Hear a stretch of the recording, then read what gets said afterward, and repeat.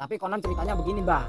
Seorang pemimpin di Indonesia ini biasanya didampingi sama Nyi Roro Kidul. Kan pemimpin Indonesia ini orangnya baik-baik. Itu mitos atau bukan? Aku di urusanku dah. Oh, bukan urusan Mbah. Jadi selama Mbah mengabdi Pantai Selatan itu apa yang didapat? Apa? Belajar ilmu nyamret. Belajar ilmu nyamret.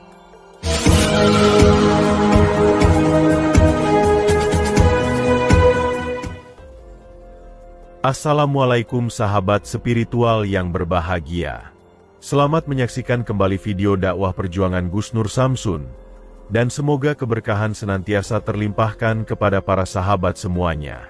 Video ini adalah ketika Gus Nur Samsun ditantang oleh Mbah Suropati, seorang dukun yang mengaku sakti mandraguna. Mbah Suropati ini adalah dukun yang mendapatkan kesaktian dari sang penguasa pantai selatan Nyai Ratu Kidul.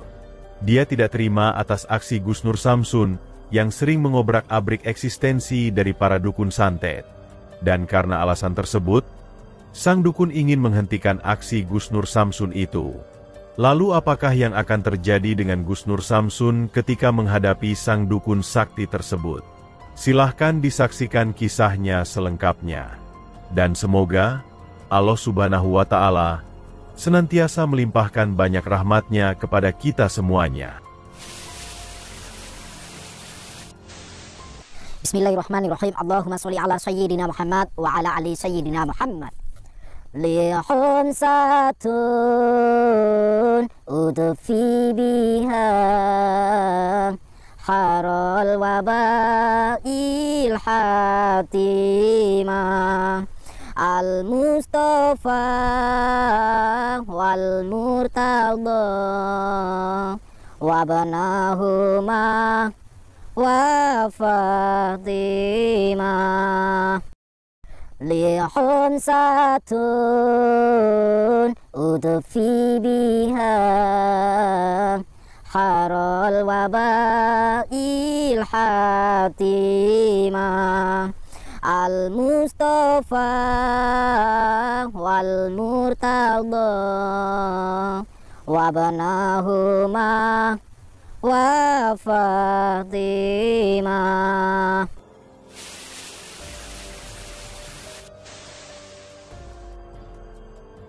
Kenapa? Akhir ini saya mau selalu membawa tongkat komando karena saya persiapan untuk besok malam Jumat, yaitu masih menerima tantangan dari 9 dukun santet yang kemarin sempat kabur semua dan saya sempat pingsan, dan saya akan mempersiapkan diri semaksimal mungkin, dan saya akan pegang terus pemberian dari kakek saya, dan sebenarnya ini kakek saya mendapatkan dari buyut dan buyut mendapatkan dari canggah saya. Jadi ini sudah jatuh ke saya itu sudah 5 atau 6 keturunan. Sekarang jatuh kepada saya yang memegang, saya yang meneruskan. Semoga saja dengan wasilah pemberian dari kakek bisa menemani saya langkah saya. Tapi tetap segala sesuatu dari Allah Subhanahu wa Ta'ala. Kita tidak boleh mempercayai benda seperti ini, juga tidak boleh. Ini hanya sebatas aksesoris, ini hanya sebatas penghias saja supaya tangan saya tidak kosong. Oke sahabat-sahabat, kita meluncur ya.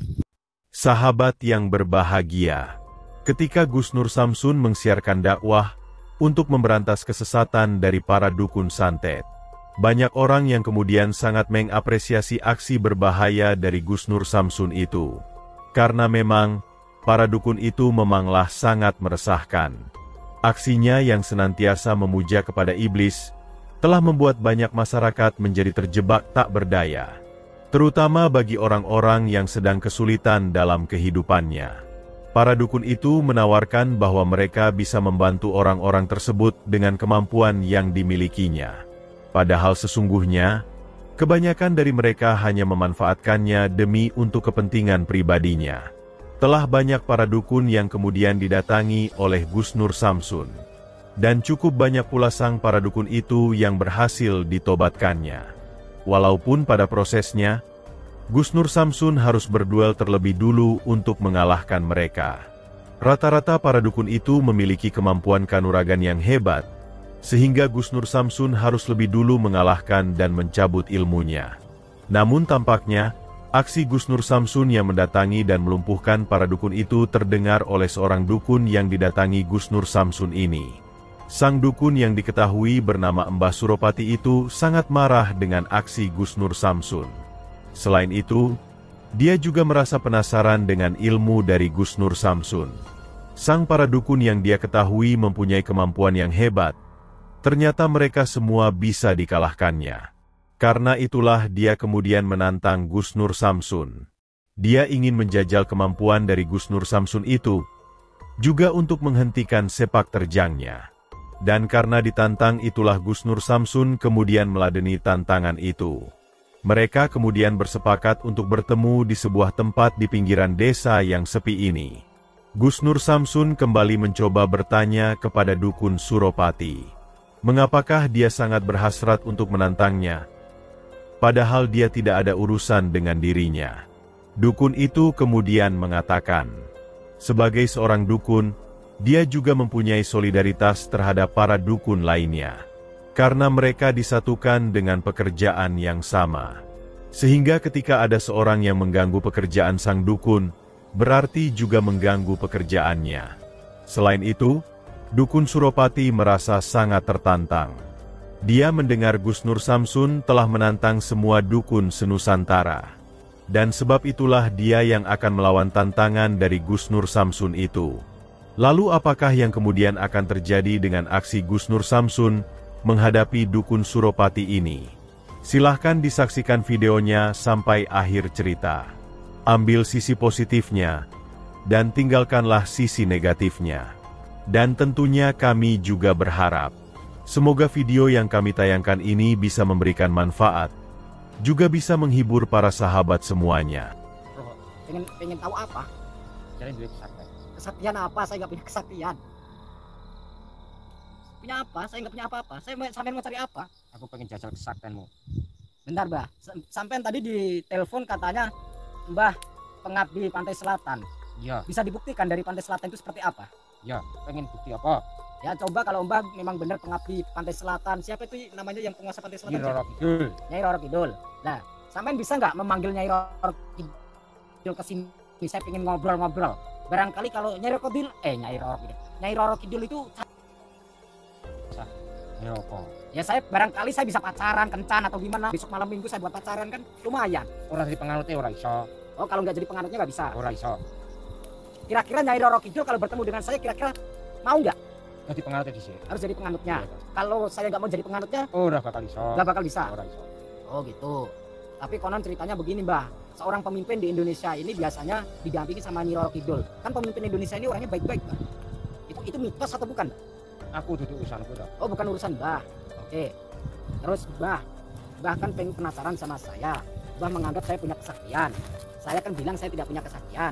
Dan saya sudah datang ke sini. Tujuan saya pengen ngobrol sama Mbah baik-baik dan pengen mengajak Mbah taubat. Menawarkan taubat nih Mbah. Belajar agama. Obat itu apa? Tobat ke apa? Tobat itu ya menghentikan dari perkara yang mungkar.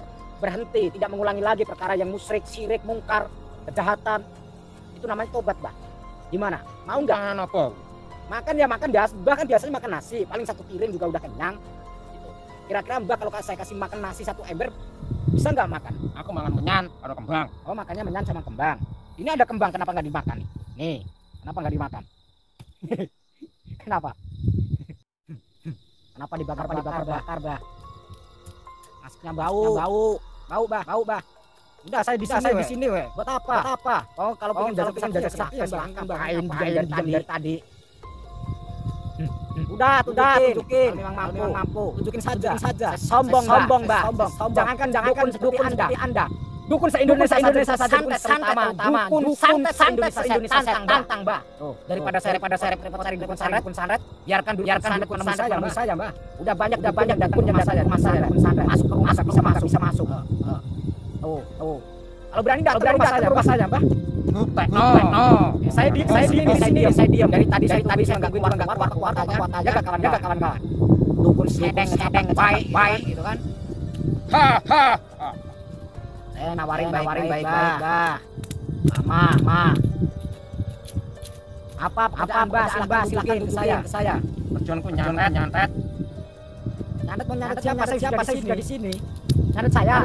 Ya. Nyantet kameramen saya berani enggak? Ya. Nyantet saya berani. Ya, wani.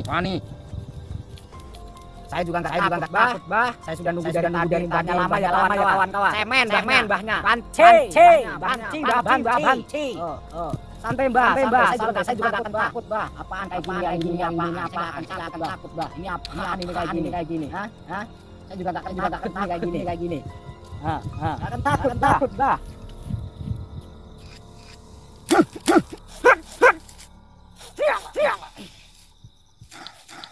Santai mbah, santai. Full, fullin. Kalau memang mampu.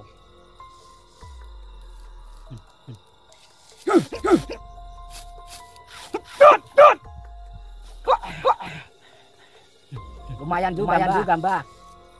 Tenang mbah, tenang.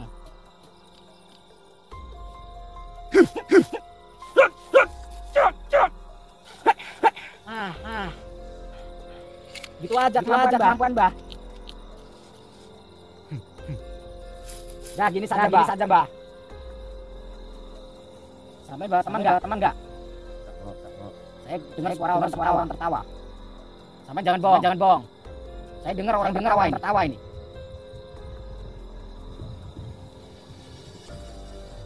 Siap ya kalau ada serangan belakang. Jadi begini mbah. Saya akan menanggapi mbah. Saya akan keluarkan saya sepenuhnya. Tapi ada syaratnya. Apa wis syarat. Kalau saya yang menang harus apa saya. Apa? Itu harus legowo. Harus ikhlas legowo ya. Syaratanmu. Persyaratan saya mbah taubat dan ilmu mbah cabut dan udah harus bersyahadat. Sanggup? Nek kowe bisa menang. Saya akan menang mbah. Allah. Tapi kalau saya kalah, apapun yang mbah minta saya kasih. Bukan omonganmu. Mau minta apa? Kalau saya kalah. Rasah, tenang. Sik. Santet nek. Kalau saya kalah tidak boleh mengaset lagi. Ya. Hanya itu saja. Ya. Oke, saya terima mbah. Sepakat ya mbah? Ya. Oke. Mau begini, berdiri, atau lari maraton, bagaimana? Atau sweet.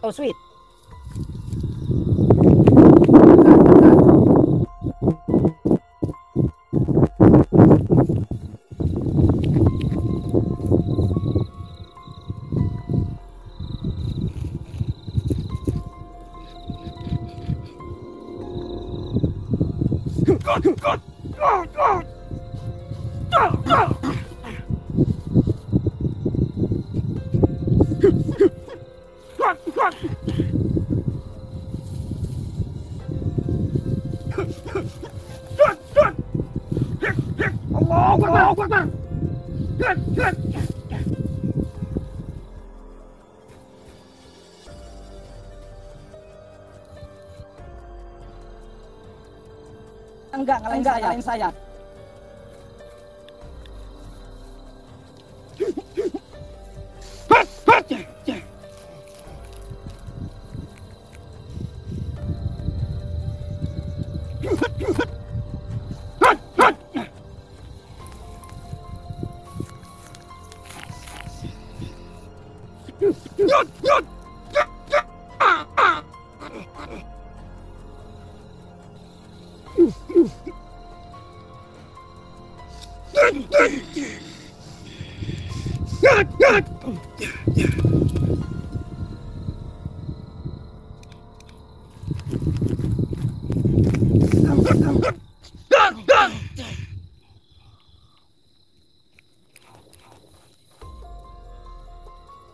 Kuat gak? Hah? Kuat enggak? Biar tahu rasa santet ya.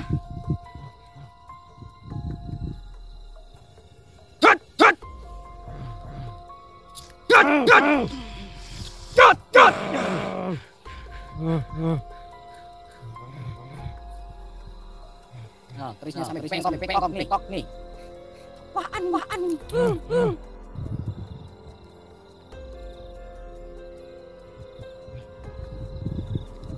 Sampean saya santet dulu biar tahu rasa sampean.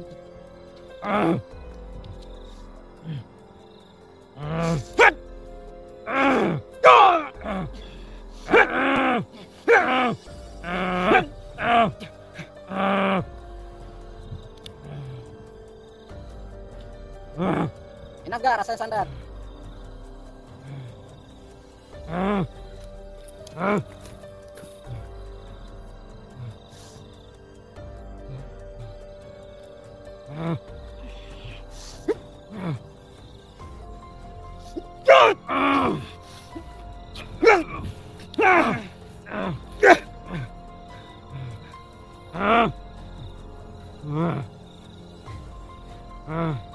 Mampu berdiri nggak?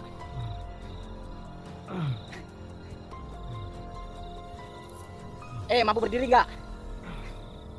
Kenapa nggak mampu berdiri? Hah? Kenapa nggak mampu berdiri?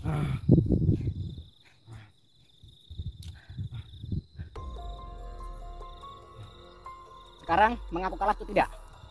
Kalau tidak saya bunuh. Sekarang mengaku kalah atau tidak? Iya. Hah? Kalah. Mengaku kalah atau tidak? Iya. Kalah atau tidak? Iya. Mau bersyahadat tidak? Iya. Mau bersyahadat atau tidak? Iya.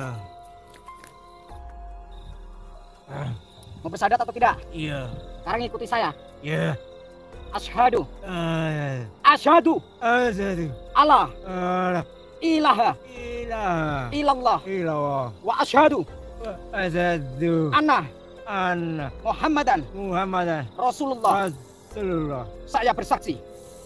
Saya bersaksi. Tiada Tuhan Tiada Tuhan yang saya sembah. yang saya sembah. Yang saya sembah. Yang saya sembah. Kecuali Allah. Kecuali Allah. Dan saya bersaksi. Dan saya bersaksi. Muhammad. Muhammad. Utusan Allah. Utusan Allah.